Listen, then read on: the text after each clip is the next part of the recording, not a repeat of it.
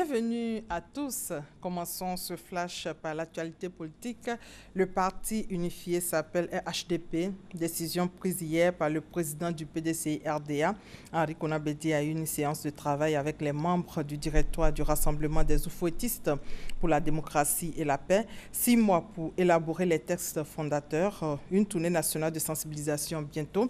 Autre fait marquant, le président du directoire du RHDP, le professeur Kakou Gikawe, a passé la main à Amadou Soumaoro, secrétaire général par intérim du RDR. Il devient ainsi le nouveau président du directoire du RHDP. Dans le cadre de la coopération sécuritaire entre la Côte d'Ivoire et l'Italie, le ministre d'État Ahmed Bakayoko fait grand officier de l'ordre de l'Étoile d'Italie, cérémonie en présence de la première dame, du Premier ministre, de la grande chancelière Henriette Dagri-Diabaté. Nous y reviendrons à 13h. Abidjan abrite depuis hier la 40e Assemblée générale annuelle de la Fédération des sociétés d'assurance de droit national africaine. Le Premier ministre qui a ouvert les travaux a dépeint un tableau triste de la situation de l'assurance africaine. Le point avec Sidonie Davila-Waka. À Abidjan, les assureurs ont l'occasion de réaffirmer leur rôle fondamental dans l'économie. La 40e Assemblée générale de la Fédération des sociétés d'assurance de droit national africaine, FANAF, va surtout permettre de réaffirmer la contribution de leur secteur d'activité dans l'économie moderne.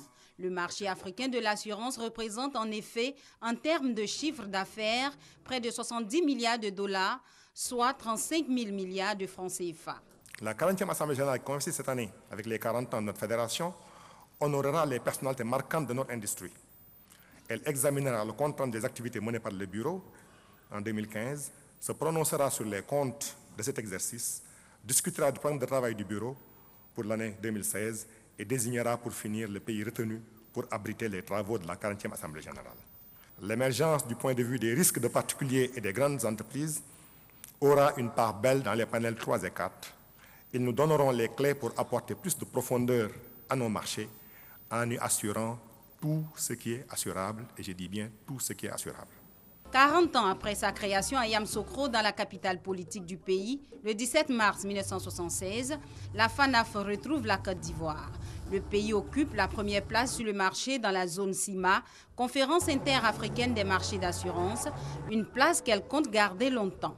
Le gouvernement attend beaucoup des retombées de cette Assemblée générale annuelle. Le poids du secteur des assurances africaines dans l'économie du continent et dans le monde reste encore insignifiant et tributaire beaucoup de l'Afrique du Sud. Vous voyez, vous avez donc un challenge, comme on dit, un défi à relever. Malgré tout, vous le savez, et c'est pourquoi vous êtes réunis ici, l'Afrique dispose de potentialités énormes qui constituent des atouts indéniables. La croissance économique est source de nouvelles matières assurables, notamment dans le domaine des aléas climatiques de tout genre. En outre, l'Afrique dispose encore d'un secteur informel important. En se modernisant, ce secteur devrait créer également de nouvelles matières assurables. Pour sa part, le gouvernement ivoirien, sous la haute égide du président de la République, son Excellence M. Alassane Ouattara, poursuit ses efforts pour insuffler une plus grande dynamique au secteur financier en général et singulièrement au secteur des assurances. Le Premier ministre représentait le président de la République, Alassane Ouattara, à cette Assemblée générale annuelle de la FANAF. À l'occasion, 8 personnalités qui se sont distinguées dans le secteur au cours de ces 40 années ont reçu des trophées. Hors de nos frontières, en République démocratique du Congo, le Front citoyen 2016 appelle à une journée ville morte ce mardi pour appeler au respect de la Constitution et notamment des délais constitutionnels pour l'élection présidentielle. Un premier test pour les détracteurs du président congolais, alors que le gouvernement, les forces de l'ordre et la majorité appellent les citoyens à se rendre au travail. Au Sénégal, en bref, Macky Sall tient à son projet de loi portant réduction du mandat présidentiel de 7 à 5 ans. Le président sénégalais se prononce donc sur le sujet ce soir. Un discours très attendu car c'est ce même mardi que le Conseil constitutionnel doit se prononcer sur la question. Les Nations Unies enquêtent sur de nouvelles accusations d'abus et d'exploitation sexuelle portées à l'encontre de casques bleus en Centrafrique. Selon un responsable des opérations de maintien de la paix, l'ONU est au courant de ces accusations depuis quelques jours seulement. Certaines des victimes sont des mineurs. L'Union européenne a menacé lundi le Burundi de suspendre son aide directe après les attaques à la grenade de la matinée. Un enfant y avait été tué et au moins 30 personnes blessées à Bujumbura. En Ouganda, à 3 jours de la présidentielle, au moins une personne est morte lundi dans de violents heurts entre opposition et forces de l'ordre qui ont lancé des gaz lacrymogènes et brièvement arrêté l'un des principaux candidats de l'opposition ougandaise.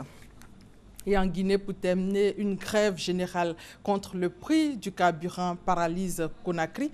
La grève est suivie à Conakry et dans d'autres villes de l'intérieur du pays. Les deux centrales syndicales à l'initiative du mouvement, l'Union syndicale des travailleurs de Guinée et la Confédération nationale des travailleurs de Guinée, protestent donc contre le maintien du prix du carburant alors que le baril a considérablement baissé sur le marché mondial. Et c'est la fin de ce flash. Merci de nous avoir suivis.